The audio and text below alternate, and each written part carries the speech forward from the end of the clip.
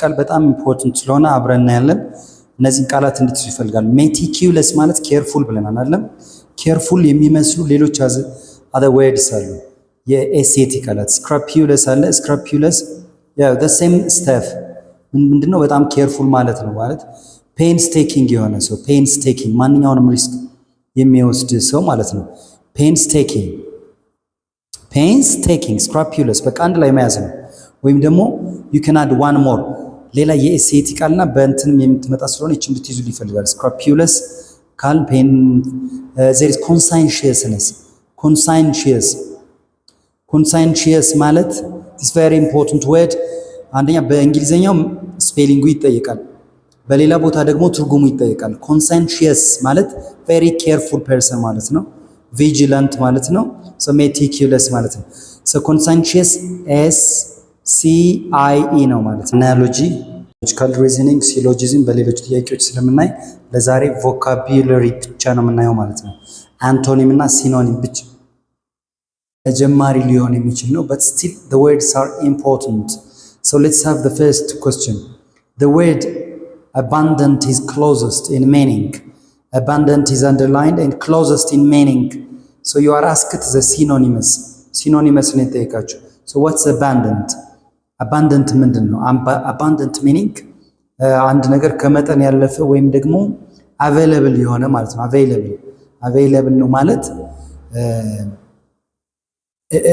the amount, the quantity is large ማለት ነው። availability in a large amount ወይም ደግሞ plenty ነው ማለት ነው። it's plenty ወይም it's ample ማለት ነው። ample እነዚህ ቃላት very important ናቸው። ample ራሱ ምንድነው? abundant ማለት ነው። ከመጠን በላይ የሆነ ማለት ነው። so plenty available in large quantity is it synonymous። ስለዚህ ተመሳሳዩ እነዚህ ውስጥ እንመርጣለን ማለት ነው። choice A scarce B plentiful C empty D limited። so scarce first for some of you scarce ምንድነው?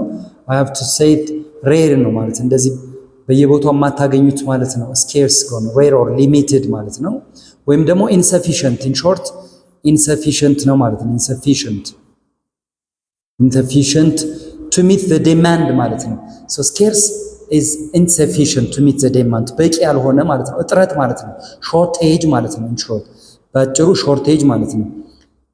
right this one plentiful is given plentiful በጣም ብዙ ማለት ነው። so empty limited so abundant synonymous would be ማን ይሆናል ማለት ነው? it's plentiful። ግን if you were asked the antonym of abundant በጣም ብዙ ለሆነ ነገር የሱ ተቃራኒ ቢጠየቅ ኖሮ ከዚህ ኦፕሽን ማን ይሆናል? the answer would have been scarce ይሆን ነበረ ተቃራኒው ብንጠየቅ ኖሮ። ይሄ ግን closest in meaning ማለት ሲኖኒመስ ነው የተጠየቁት። so the answer is plentiful ይሆናል ማለት ነው። question number 2 choose the opposite of hostile. okay you are asked the opposite of hostile. what's hostile first? hostile ማለት ምን ማለት ነው? ይሄ ጥላቻ ያለበት harmful የሆነ ነገር harmful attitude ያለው ማለት ነው። harmful attitude or it could be unfriendly hostile ሲኖኒመስ የሌላ ጊዜ ስለሚጠይቅ hostile ማለት unfriendly ማለት ነው። ወይም antagonistic ማለት ነው። antagonistic in literature ስትማሩ ስነ ጽሁፍ ፕሮታጎኒስት እና አንታጎኒስት የሆነ ካራክተር ያላቸው አሉ አይደል? ዋናው ሜን ካራክተሩ ጋር አብሮ የሚሰራ ፕሮታጎኒስት ነው። የሱ ተቃራኒ የሆነ አንታጎኒስት እንላለን ማለት ነው። አንታጎኒስት ስለዚህ ይሄ ሆስታይል ማለት ፍሬንድሊ ወይም አንታጎኒስቲክ ማለት ነው። ስለዚህ የዚህ ምንድነው የተጠየቀው? I am asked opposite ነው ማለት አንቶኒሙ ማለት ነው አይደል? so the antonym of hostile የሱ ተቃራኒ የሆስታይል ተቃራኒ ያን ፍሬንድሊ ተቃራኒ ምን ይሆናል? A friendly B angry C violent D rude። so the answer is ይሄ ስለማይከብድ friendly ቶሎ እንስራ። question number 3 the word fragile means what's fragile ማለት ነው ጊዜ ለመቆጠብ አሁን I have to define it። delicate ማለት ነው። ሌላ ጊዜ delicate ይጠየቃል። ስለዚህ እቺን ቃል ትይዙልኛላችሁ። fragile ማለት delicate ይህ ማለት ነው easily broken ማለት ነው። easily broken ወይም something which is weak ማለት ነው። ወይም breakable ብሬኬብል በቀላሉ የሚሰበር ፍራጃይል ወይም ዴሊኬት የሚለውን አብራችሁ ይዛላችሁ።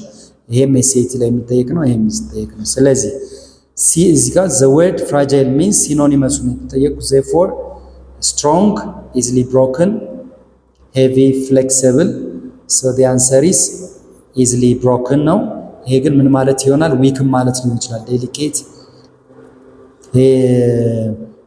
easily broken or breakable. that is the synonymous one. Question number 4 says the word reluctant is closest in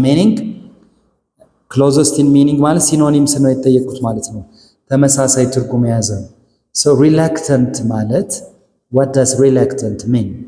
አንድ ሰው ሄዚቴት ሲያደርግ ሄዚታንት የሆነ ማለት ነው። ሄዚታንት የሚጠራጠር ወይ ፍቃደኛ ያልሆነ ማለት ነው። so hesitant ይችን ትይዛላችሁ። reluctant ማለት unwilling ማለት ነው። it's unwilling to do something ፍቃደኛ ያለ መሆን ማለት ነው። reluctant careless አንድ ነገር አለመፈለግ hesitate ማድረግ to do something showing of feeling of doubt ማለት ነው። feeling doubt or unwilling to do something that's reluctant. therefore closest in meaning ለreluctant a eager ይሄ በጣም መጓጓት ማለት ነው አይደል? b unwilling, c ready, d happy. so the answer is unwilling። ይሄ ቀላል ስለሆነ እናፍት ነው። question number 5 the opposite of expand የሆነ just enlarge የሆነ ነገር ሲጨምር ነው አይደለም? so opposite I am asked antonym be careful። አሁን እንዲህ አይነት ፈተና ላይ አንቶኒም ነው ሲኖኒም የተጠየቁት you have to be careful። therefore the opposite of expand ማለት መለጠጥ አይደለም? a grow, b stretch, c contract, d increase። መልሱ ማን ነው? የኤክስፓንድ ተቃራኒ ማን ነው? ኮንትራክት መኮማተር ኮንትራክት ነው። በቃ አለቀ። ግን ሲኖኒምስ ናቸው እነዚህ። ይሄን ባይዞይ ይሄ ቴክኒክ ብዙ ጊዜ ለተማሪ አልመክርም እንጂ ግሮው የሆነ ነገር ማደግ ነው መጨመር፣ ስትሬች መጨመር ነው፣ ስቲል ኢንክሪዝ የሆነ ነገር መጨመር ነው። እነዚህ ትንሽ ይገናኛሉ። ይሄ ግን ተቃራኒ ኮንትራክት። ይሄ መልሱ መሆኑን መገመት ይቻላል። ግን it's not a good technique አይደለም። good question number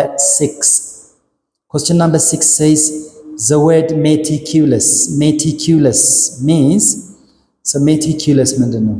አሁን በጣም ኬርፉል ማለት ወይ ኬርፉል አቴንሽን ማለት ኬርፉል አቴንሽን ማለት ኬርፉል አቴንሽን ነው። or in meticulous ማለት ኤክስትሪም የሆነ ኬር ማለት ነው። በጣም መጠንቀቅ ማለት ነው። ማን meticulous careful you do things vigilantly carefully ማለት ነው። being prudent for every should be very important።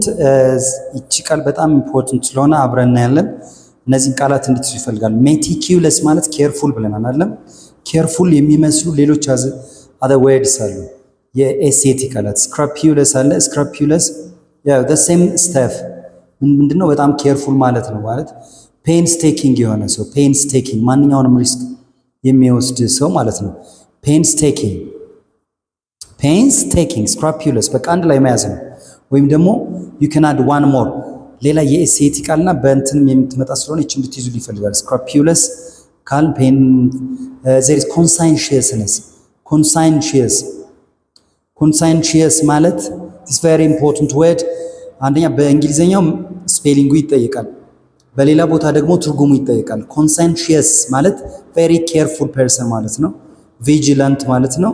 so meticulous ማለት ነው። so conscientious SCIE ነው ማለት ነው። ይቺ ናት የምታሳስተው። you need to have this word so meticulous ታስቡ ሁሌም careful, scrupulous, painstaking and conscientious የሚለው አብራችሁ እንድትይዙ ፈልጋለሁ። that's very wonderful of you።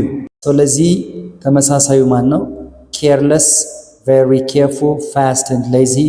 so the answer is very careful. good.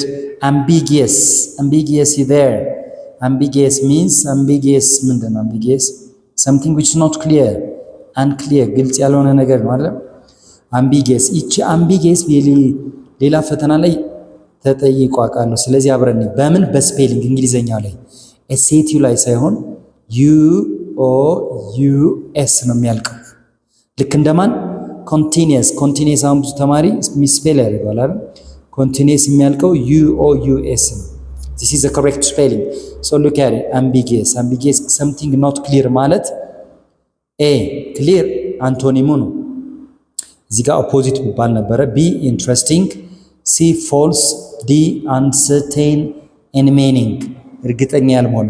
ስለዚህ ambiguous ካሉት ምርጫዎች ማን ነው የሚሆነው? አሁን ዲፋይን ስላደረግ ነው መልሱ ማን ነው? uncertain in meaning እርግጠኛ ያላችሁ unclear ብለናል ትርጉሙ አይደለም። ግን ክሊር መልስ እንዲሆን ምን በሆን ነበረበት? አንቶኒም ኦፖዚቱ ብትጠይቅ ኖሮ if I was asked opposite of ambiguous ክሊር መልስ ይሆን ነበረ። ግን የተጠየቅኩት ሲኖኒም ነው። ambiguous means ስላለኝ ትርጉሙን ስለሆነ uncertain in meaning is the correct answer. question number 8 inevitable ይላል። inevitable means you are certain something is going to happen. avoid ማታረጉት ማለት ነው።